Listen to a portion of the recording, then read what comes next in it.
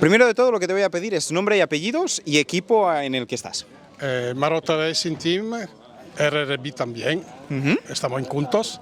Yo soy Francesco, ahí hay mi hermano Piero. Francesco, tú no corres, pero eres una parte fundamental de este equipo. Explícame un poco lo que haces. Nosotros tenemos un taller de motos, estas cosas de carrera de 24 horas. Cuando estaba joven yo y mi hermano también, se hacían 2 o 3 veces al año.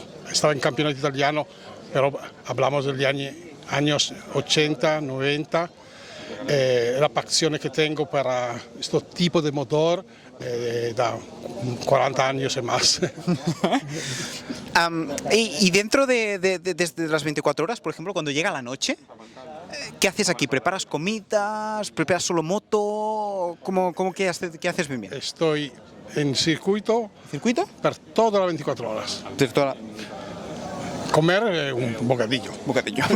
Nada más. Vale. Porque me gusta mirar vuelta por vuelta y se necesita la moto asistencia que para el momento nunca he tenido necesidad. De momento el tiempo aguanta, pero se prevé que este fin de semana puedan caer gotas y que pueda llover. ¿Tenéis algo preparado? Está ya todo preparado. Todo preparado. Porque en el 2014 estaba lluvia, ¿cómo se dice? Muchísima. Sí. Lo recuerdo con lo que faltaba para aguantar una carrera con agua.